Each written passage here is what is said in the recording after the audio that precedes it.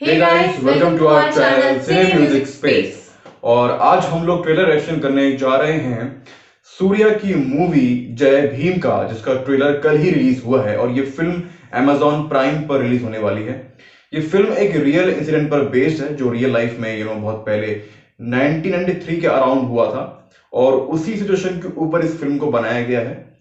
और ये कुछ ट्राइबल लोगों के हक के लिए लड़ाई है, उस बारे में ये फिल्म है। और सूर्या इसमें एक लॉयर का रोल प्ले कर रहे हैं, वो लीड रोल में है इसमें, और प्रकाश राज भी इसमें सपोर्टिंग रोल में है। So let's start the trailer reaction of Tamil movie जय Bhim.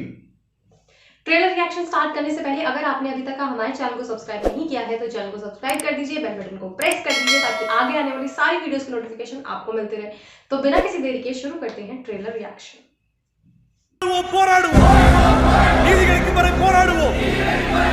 Law is a very powerful weapon.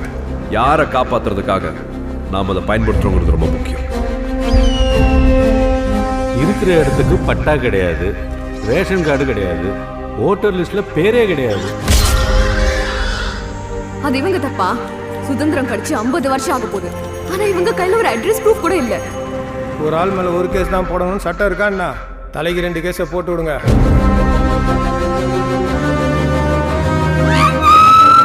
பாதிக்கப்பட்டவங்க யாரா இருந்தாலும் எத்தனை பேர் இருந்தாலும் அவங்களுக்கு நீதி கிடைக்கணும். அதை உறுதி செய்யறது இந்த நீதிமன்றத்தோட தார்மீக கடமை. ராசாக்கண்ணு, மொசக்குட்டி, இருட்டப்ப இந்த 3 பேரும் ஹாபிச்சுவல் அஃபண்டர்ஸ்.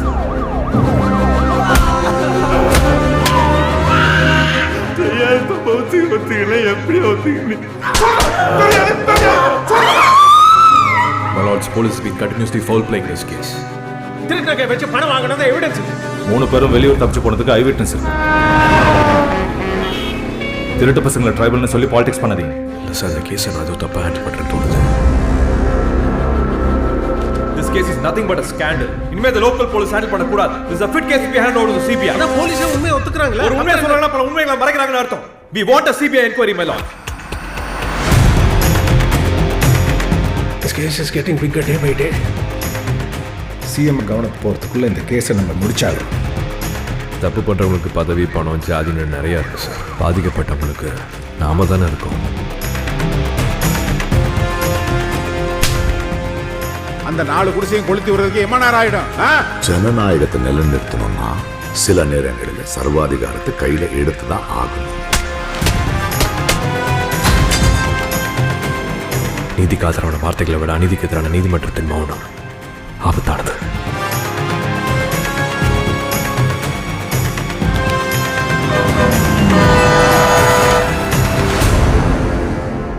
சந்துரு, 10 நாள் என்னத்தை சாதிச்சிட்டு போறீங்க?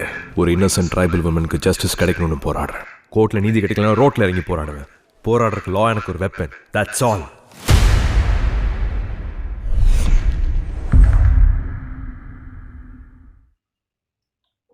Okay, this is intense and this is highly intense. Yeah, and it has that sense of realistic वाला चीज की, मतलब तुम ट्रेलर देख के यू कैन से कि हाँ ट्रू इवेंट वाला टाइप का टच है उसमें। तो जिस हिसाब से बनाया उन्होंने वो रियलिटी को नहीं छोड़ा है, वो ग्राउंड उसको नहीं छोड़ा है, जो अगर वो रियल स्टोरी है तो जो रियल स्टोरी पर ही दिखाए हैं, स्टार्टिंग में दिखाए हैं। या आई मीन मुझे क्योंकि ये रियल इंसिडेंट पर तो बेस्ड है ही, लेकिन साथ में सबसे अच्छी चीज ये है कि जो इंटेंसिटी इन्होंने पूरे ट्रेलर में जो कैरी की है कि सच में जो इनजस्टिस जो हो रहा है, जो ऑप्रेस्ड के प्रति, और उसका जो उसके लिए जो केस लड़ रहे हैं सूर्या के जो कैरेक्टर हैं चंद्रू, वो देख के ऐसा लग रहा है कि he is the only one in the whole film who is going to fight for them.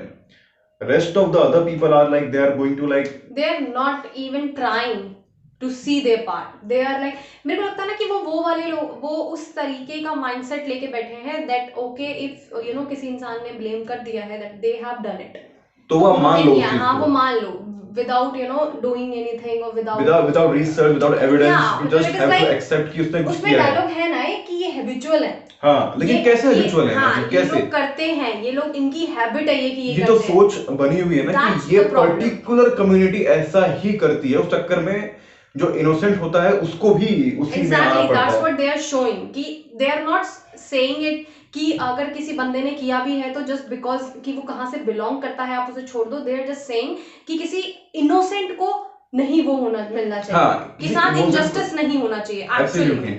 और जस्ट बिकॉज कि वो कहाँ से बिलोंग करता है, वो क्या करता है, उसका काम क्या है, हाँ, जस्ट बिकॉज ऑफ दैट उसके साथ नहीं होना चाहिए इंजस्टिस. और क्योंकि ये लोग मूवी सेइंग आई गेस ये लोग ट्राइबल कम्युनिटी के लोग हैं, ऑब्वियसली बात है, इन लोगों पे इतने राइट्स नहीं है शायद, उस टाइम पे नहीं थे इतने राइट्स, और हालांकि जब वो तो बहुत पहले की मूवी है. या 95 के अराउंड का, ये 93 95 के अराउंड का सिनेरियो है. और सबसे ज्यादा दुखद बात यह है कि बाबा भीमराव अम्बेडकर जी के संविधान बनाने के बावजूद भी ये हालात है कि उनके पास अभी भी अपना प्रूफ नहीं है, कि रेजिडेंस का प्रूफ नहीं है, वोटर आईडी कार्ड नहीं है उन लोगों के पास, अभी भी उनको अपने राइट के लिए लड़ना पड़ रहा है. That's the sad part, that's the biggest sad part कि इनका नाम जय भीम रखा गया है, बिकॉज ये भीमराव अम्बेडकर जी को भी एक तरह से ट्रिब्यूट है कि उन्होंने जो संघर्ष किया है, जो किया था उन्होंने. They want us to remind what he has done for us. What he has done for us. और एक और चीज रिमाइंड कराने वाली बात ये भी कि आज भी चीजें ऐसी हैं, हमको ये इस तरह से लेकर नहीं चलना चाहिए कि ये चीजें एग्जिस्ट नहीं करती, बिकॉज अभी भी करती हैं. या फिर ये चीज, या फिर कि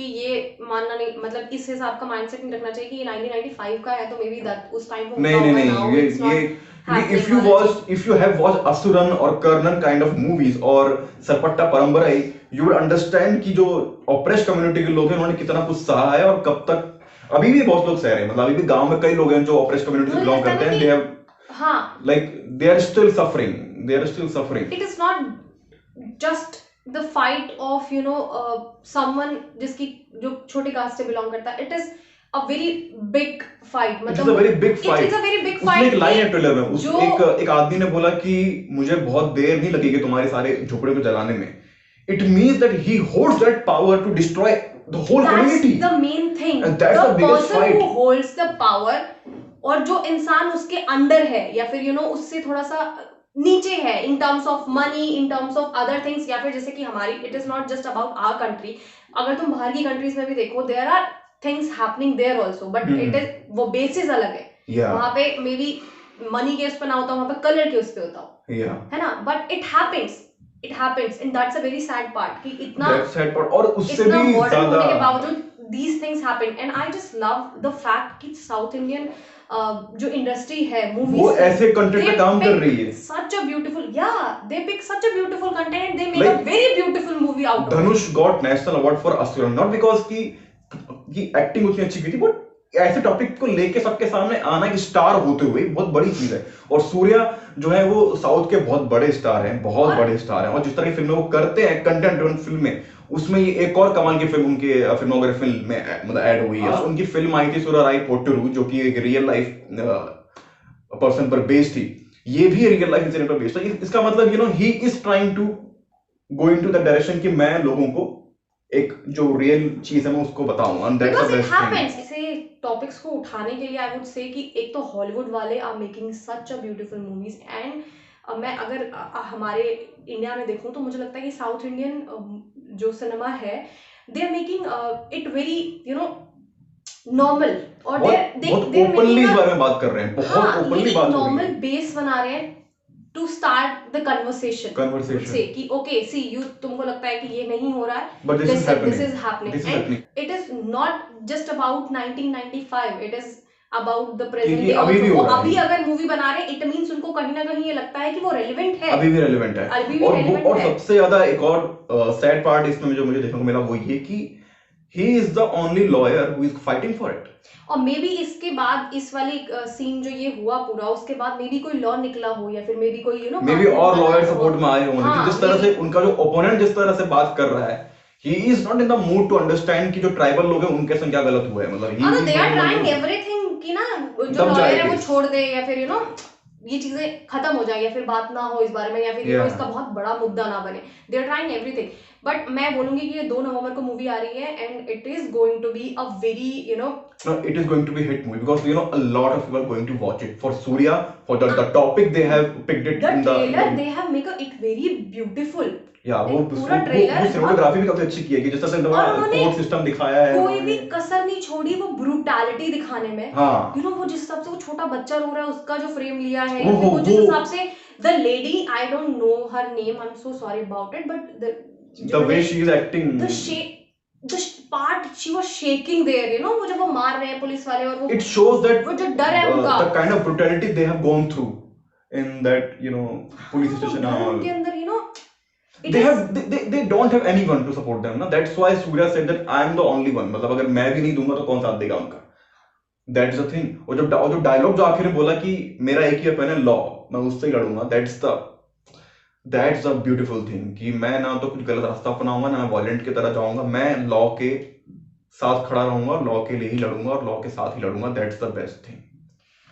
So yeah, it is going to be a very nice court drama, first Yeah. of all, and second of all, I think it is a very nice topic to make a movie. And third thing is, I just love everyone's acting or Yeah. the way they have, you know, placed the scenes in the trailer. I just love that.